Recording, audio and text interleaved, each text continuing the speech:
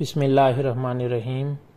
دوستو، آپ دیکھ رہے ہیں اردو ود ڈاکٹر شہباز اکمل۔ ہم آپ کو غازی یونیورسٹی میں منعقد ہونے والے پی ایچ ڈی اردو 2022 کے ٹیسٹ میں آنے والے سوالات کے مستند جوابات بتا رہے ہیں، اور اسی سلسلے کا یہ پارٹ 2 ہے۔ اگر آپ نے پارٹ 1 نہیں دیکھا اور اس کے سوالات رہ گئے ہیں تو ہم نے اسی ویڈیو کے ڈسکرپشن میں اس کا لنک دیا ہوا ہے، آپ وہاں سے جا کر وہ پارٹ 1 دیکھ سکتے ہیں۔ تو پارٹ 2 ہم شروع کرتے ہیں سوال نمبر 21 سے۔ سوال نمبر 21 ہے، پنجاب کا پہلا اردو اخبار کون سا ہے؟ اس کا جواب ہے کوہ نور۔ اگر پوچھا جائے کہ اردو کا پہلا اخبار کون سا ہے تو وہ جامع جہاں نما ہوگا، لیکن پنجاب کا پہلا اردو اخبار کوہ نور ہے۔ سوال نمبر 22، الف لیلہ داستان کا انگریزی ترجمہ کس نے کیا؟ اس کا جواب ہے سر رچرڈ برٹن۔ سوال نمبر 23، بانگ درا کا پشتو ترجمہ کس نے کیا؟ تو اس کا جواب ہے راحت زاخیلی۔ سوال نمبر 24، شعر ہے، آسیہ کہتی ہے ہر صبح آواز بلند، رزق سے بھرتا ہے رزاق دہن پتھر کے۔ مندرجہ بالا شعر کس شاعر کی تخلیق ہے؟ تو اس کا جواب ہے میر کلو عرش۔ سوال نمبر 25، سید الاخبار کس نے جاری کیا؟ تو یہ سر سید احمد کے بڑے بھائی سید محمد خان نے 1837 میں دہلی سے جاری کیا۔ سوال نمبر 26، مصادر کی اقسام بلحاظ معنی کتنی ہیں؟ اس کا جواب ہے 2۔ نمبر 1 مصدر لازم، نمبر 2 مصدر متعدی۔ ایسا مصدر جو صرف فعل کو چاہے تو اسے مصدر لازم کہتے ہیں۔ اس کی مثال ہے جیسے اکبر بھاگا، تو یہ جو بھاگنا مصدر صرف اکبر سے ہی منسوب ہے، صرف اکبر کو چاہ رہا ہے جو کہ فاعل ہے، تو اسے ہم مصدر لازم کہتے ہیں۔ اسی طرح مصدر متعدی یعنی جو ایسا مصدر جو فاعل اور مفعول دونوں کو چاہے۔ اصغر نے اکبر کو مارا، تو یہ جو مارنا ہے اصغر اور اکبر دونوں سے منسوب ہے۔ سوال نمبر 27، مصدر کی اقسام بلحاظ بناوٹ کتنی ہیں؟ اس کا جواب ہے 2، ایک مصدر وضعی اور دوسرا مصدر غیر وضعی۔ مصدر وضعی کو مصدر اصلی بھی کہتے ہیں۔ یہ وہ ہے جو مصدر ایک ہی زبان کے مصادروں پر مشتمل ہو، جیسے بھاگنا، اٹھنا، چلنا، پھرنا، یہ خود ہی آپ اپنے تئیں مصدر ہے۔ اسے اصلی مصدر بھی کہا جاتا ہے۔ مصدر غیر وضعی، اس کو جعلی مصدر بھی کہا جاتا ہے، کیونکہ اس میں کسی دوسری زبان کے لفظ کے ساتھ مصدر یا علامت مصدر شامل ہو جاتا ہے، جیسے لیکچر دینا، روشن کرنا۔ یہ دینا اور کرنا، روشن اور لیکچر دوسری زبان کے لفظ کے ساتھ شامل ہو کر بنا ہے، تو اسے ہم جعلی مصدر بھی کہتے ہیں۔ سوال نمبر 28، ایک شاعر کے متن میں دوسرے شاعر کے متن کا ارادی یا غیر ارادی طور پر شامل ہو جانا تدوین کی اصطلاح میں کیا کہلاتا ہے؟ اس کا جواب ہے الحاق۔ یعنی ایک متن ہے ایک شاعر کا اور دوسرا علیحدہ متن ہے دوسرے شاعر کا، اگر دونوں کی عبارات آپس میں مکس ہو جاتی ہیں تو اس کو ہم الحاق کہتے ہیں۔ یہ دانستہ طور پہ بھی ہو سکتا ہے اور نادانستہ طور پر بھی۔ سوال نمبر 29، ایک مصنف دوسرے کی تصنیف یا کلام کو اپنا بنا کر پیش کرے تو اسے تحقیق کی اصطلاح میں کیا کہیں گے؟ اس کا جواب ہے انتحال۔ سوال نمبر 30، کسی متن کے مختلف نسخوں میں اختلاف پایا جائے تو اسے تدوین کی اصطلاح میں کیا کہتے ہیں؟ اس کا جواب ہے اختلاف نسخ۔ یہ نسخہ واحد اور نسخ جمع، جب ایک ہی مصنف کے 4-5 نسخے ہوں یا زیادہ ہوں اور ان میں آپس میں ان کی عبارات میں اختلاف پایا جائے تو اسے ہم اختلاف نسخ کہتے ہیں۔ سوال نمبر 31، متن کے بعد کسی تحریر کو شامل کرنا جو متن کا حصہ نہ ہو لیکن اس کے کسی مفہوم کو پورا کرے تو تدوین میں کیا کہلاتا ہے؟ اس کا جواب ہے تتمہ۔ یہ متن کا وہ بچا ہوا حصہ ہوتا ہے جو متن کے کسی جز یا کسی حصے کے مفہوم کو پورا کرتا ہے، کسی مفہوم کو سمجھنے کے لیے مدد دیتا ہے، تو اس کو ہم تتمہ کہتے ہیں۔ سوال نمبر 32، کملا کس کا تحریر کردہ ڈرامہ ہے؟ تو کملا چک بست کا تحریر کردہ ڈرامہ ہے۔ سوال نمبر 33، نتائج المعانی کس کی تحریر ہے؟ نتائج المعانی محمود بیگ کی تصنیف ہے۔ سوال نمبر 34، لغت کبیر کس کی مرتب کردہ ہے؟ تو اس کا جواب ہے مولوی عبدالحق۔ دراصل جب مولوی عبدالحق دارالترجمہ عثمانیہ سے فارغ التحصیل ہو کر اپنے آبائی گھر تشریف لائے تو نواب رامپور کی پیشکش پر انہوں نے یہ لغت کبیر مرتب کرنے کا بیڑا اٹھایا اور اس میں انہوں نے الفاظ کی تاریخ، اس کا پس منظر اور اس کے وسیع معنی درج کیے ہیں۔ بڑی عرق ریزی سے مولوی عبدالحق نے لغت کبیر کو مرتب کیا ہے۔ سوال نمبر 35، میر تقی میر کے ادبی مارکے یہ کس کی تصنیف ہے؟ تو اس کا جواب ہے محمد یعقوب۔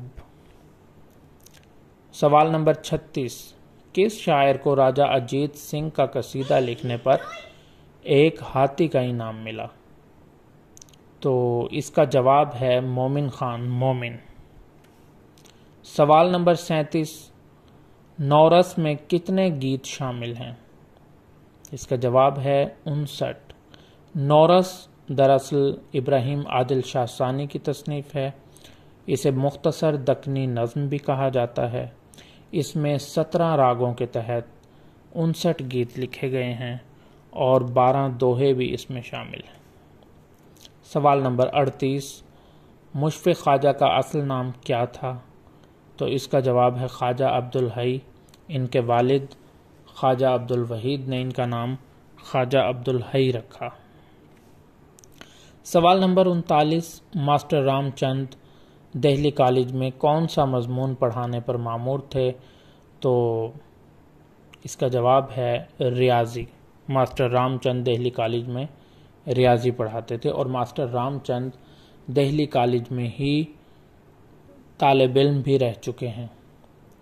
سوال نمبر 40، لکھنؤ کی 5 راتیں کس کی تصنیف ہے؟ یہ علی سردار جعفری کا شعری مجموعہ ہے۔ سوال نمبر 41، گنگا جمنا کے دیس میں یہ کس کا سفر نامہ ہے؟ اس کا جواب ہے ڈاکٹر ظہور احمد آوان۔ سوال نمبر 42، ہندوستانی لسانیات یہ کس کی تصنیف ہے؟ اس کا جواب ہے ڈاکٹر محی الدین قادری زور۔ سوال نمبر 43، خالق باری کس کی تصنیف ہے؟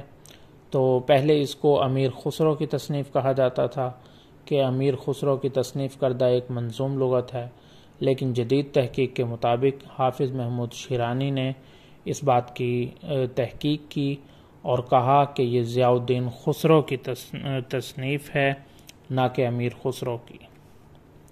سوال نمبر 44، مولانا عبدالحفیظ بلیاوی نے کس عنوان سے لغت مرتب کی؟ تو اس کا جواب ہے مصباح اللغات۔ ایک اور لغت بھی آپشن میں تھی، نسیم اللغات، جسے نسیم امروہوی نے مرتب کیا تھا۔ سوال نمبر 45، خورشید السلام کی کتاب کون سی ہے؟ اس میں 3-4 آپشن تھے، تعبیریں، تعزیریں، تنقیدیں۔ تو اس کا صحیح جواب ہے تنقیدیں۔ یہ تنقید پر مشتمل کتاب ہے۔ اور 1955 میں خورشید السلام نے لکھی۔ سوال نمبر 46، آغا حشر کے ڈرامے یہ کس کی تصنیف ہے؟ تو یہ مجلس ترقی ادب سے شائع ہونے والی وقار عظیم کی تصنیف ہے۔ سوال نمبر 47، خواجہ وزیر کا دیوان کس مطبع سے طبع ہوا؟ اس کا جواب ہے خواجہ وزیر کا دیوان دفتر فصاحت کے عنوان سے 1272 ہجری میں مطبع مصطفائی سے چھپا۔ سوال نمبر 48، جب کسی عبارت یا شعر میں ایک حرف منقوط اور دوسرا غیر منقوط ہو تو ایسی صنعت کو کیا کہتے ہیں؟ اس کا جواب ہے صنعت رکتا۔ اصل میں صنعت رکتا غیر منقوط اور منقوط حروف کا استعمال ہے، لفظ نہیں، کلمہ نہیں، حرف۔ جیسے کہ بس بس یہ برق وش ہے، یہاں دیکھیں بے پہ نقطہ ہے سین پہ نہیں، پھر بے پہ نقطہ ہے سین پہ نہیں، یہ کے نقطے ہیں ہے کے نہیں، بے کا نقطہ ہے رے کا نہیں، اور واو کا نقطہ نہیں ہے شین کے نقطے ہیں، یعنی دو حرفی جو لفظ ہے اس پہ ایک حرف پہ نقطے ہیں اور دوسرے حرف پہ نقطے نہیں ہیں، یہ صنعت رکتا کہلاتی ہے۔ اس کے ساتھ جو کنفیوز ہوتی ہے وہ صنعت خیفہ ہے۔ صنعت خیفہ میں یہ ہوتا ہے کہ وہاں حرف نہیں بلکہ پورا کلمہ، پورا لفظ، ایک لفظ منقوط اور دوسرا غیر منقوط ہوتا ہے، تو اس کو ہم صنعت خیفہ کہتے ہیں۔ سوال نمبر 49، دارالترجمہ عثمانیہ کی ادبی خدمات۔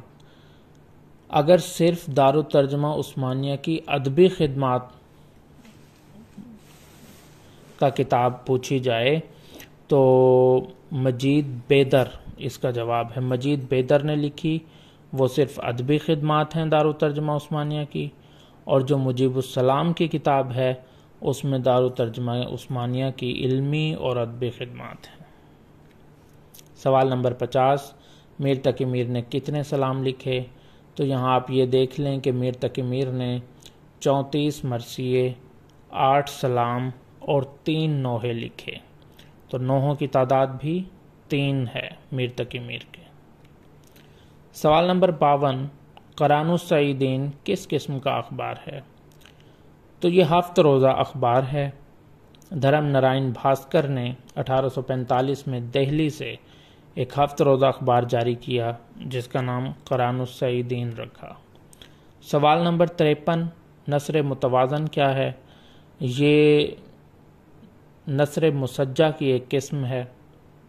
نثر مسجع اور کی ایک قسم نثر متوازن ہے۔ اس میں یہ ہوتا ہے کہ فقرے کے آخر میں 2 لفظ وزن میں بھی ایک جیسے ہوں اور حرف آخر بھی ان کا ایک جیسا ہو۔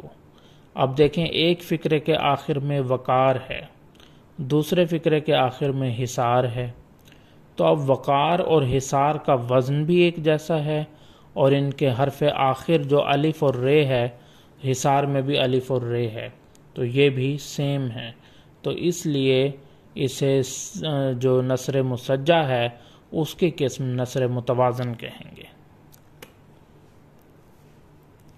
سوال نمبر 54، بکرمی کیلنڈر میں 13واں مہینہ معلوم کرنے کا کلیہ کیا ہے؟ تو اس کا جواب یہ ہے کہ ہم ٹوٹل 12 مہینوں میں 4 جمع کر کے 13 پہ ڈیوائیڈ کر دیں گے، تقسیم کر دیں گے، تو آخر میں 3 بچے گا۔ مثال کے طور پر یہ بکرمی کیلنڈر کے مطابق، مثال کے طور پر یہ 2025 بکرمی کیلنڈر ہے، تو اس میں 4 جمع کریں گے 2029 اور اس کو ہم 13 پہ ڈیوائیڈ کر دیں گے۔ 13 پہ جب ڈیوائیڈ کریں گے تو نیچے 3 باقی بچے گا، تو 2028 جو ہے ہمارا 13واں مہینہ ہوگا بکرمی کیلنڈر کا۔ اسے لوند کا مہینہ بھی کہا جاتا ہے۔ سوال نمبر 55، نثر مطرف کیا ہے؟ تو یہ بھی نثر مسجع کی ایک قسم ہے، جیسے ہم پیچھے نثر متوازن پڑھ کے آئے ہیں۔ اس میں فرق صرف یہ ہے کہ کلمات کے آخر میں جو لفظ آئیں گے ان کا وزن بھی مختلف ہوگا اور حرف آخر ان کا متفق ہوگا. صرف وزن مختلف ہوگا اور حرف آخر متفق ہوگا. جیسے ایک فقرے کے آخر میں جاؤں اور دوسرے کے آخر میں بجھاؤں آئے تو ان جاؤں اور بجھاؤں دونوں کا وزن مختلف ہے، لیکن حرف آخر جو الف واو اور نون غنہ ہے وہ سیم ہے، تو اس لیے وزن مختلف ہونے کی وجہ سے اسے نثر مترف کہا جاتا ہے. تو یہ تھے ہمارے کچھ سوالات جو ہم نے غازی یونیورسٹی کے PhD اردو کے ٹیسٹ کے اکٹھے کیے. تو امید ہے آپ کو پسند آئے ہوں گے. تو آپ ہمارے چینل کو سبسکرائب بھی کریں اور لائک بھی کریں اور بیل آئیکن کا بٹن بھی پریس کریں. شکریہ. اتنی لمبی اور ہو